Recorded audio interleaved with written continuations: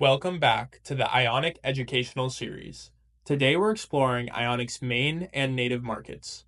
After watching, you'll understand key aspects of the Ionic app and learn how supply and borrow annual percentage rates called APRs work. Without further ado, let's dive in. First, let's get familiar with the Ionic app interface. At the top of the page, next to the Ionic logo, is the menu bar, which shows the app's various functions. Today, we're only going to focus on the first item in the menu bar, the Ionic Markets. Markets are where you'll spend most of your time. This is where you can see which assets you can lend, borrow, and what the settings and rewards are for each pool. So let's take a closer look. Just below the menu bar is the chain selector.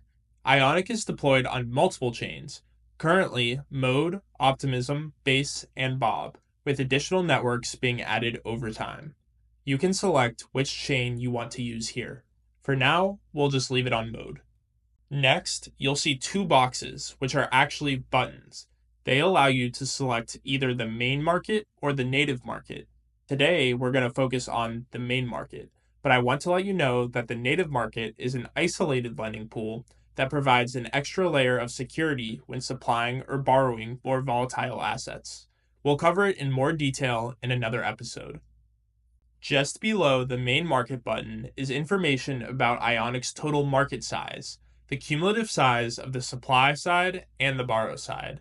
You'll notice three numbers: total market size, total available, and total borrows.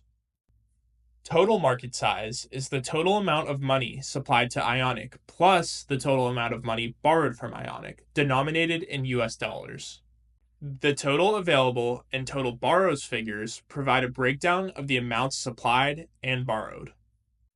The next thing you'll see is the Wrap ETH button. We'll talk more about this in a later episode, but for now, all you need to know is that it will convert your normal ETH into a wrapped ETH or WETH token, which can be used by Ionic's contract. This will occur directly in the Ionic UI. Nothing else changes. Now let's take a look at Ionic's assets. Every chain has its own unique set, but on Mode, there are about 10 assets that you can supply or borrow against. This number is growing quickly.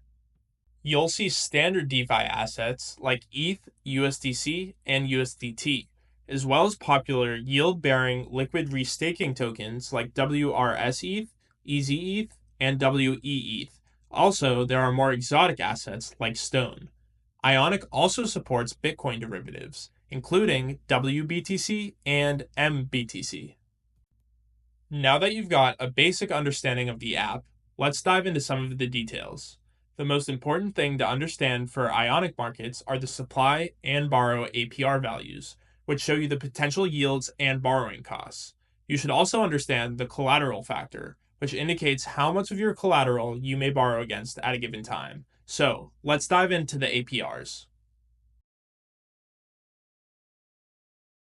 APR stands for Annual Percentage Rate. The supply APR is the interest you earn when you lend an asset. That is, supply it to the market as a borrowable asset. For example, if you deposit 100 USDC with a 5% APR, at the end of 1 year, you will have 105 USDC. The borrow APR, on the other hand, is the interest you pay when you borrow an asset. It's like paying interest on a loan. So if you borrowed 100 USDC, in 1 year you would owe 105 USDC. But the critical part that you must understand is that these APRs are not fixed. They can change based on market dynamics. APRs are influenced by market conditions and user activities. It all boils down to supply and demand. When a lot of people want to lend a particular asset, its supply in Ionic's market goes up. All else equal, a higher supply causes the supply APR to decrease because borrower interest is spread across a larger pool of deposits. On the flip side, demand increases when many people want to borrow an asset. Higher demand causes the borrow API to increase because there's more competition for the available assets. The supply and borrow APRs are fundamentally connected. If more people are lending and fewer are borrowing, the supply goes up and the supply APR goes down. If more people are borrowing and fewer are lending, the demand goes up and the borrow APR goes up.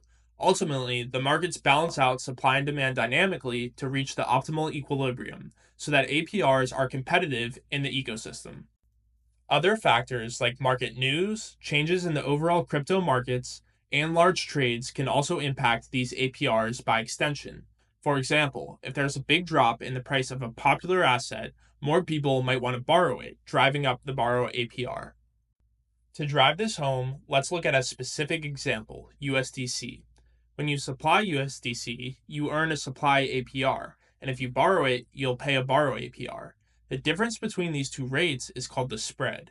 The spread will change based on how many people are lending or borrowing USDC at a given time.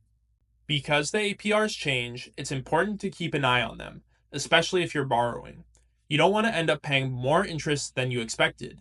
If a position remains unattended, the user risks being liquidated if the spread grows abnormally large unexpectedly due to high volatility in the market. We'll cover liquidations in our next episode.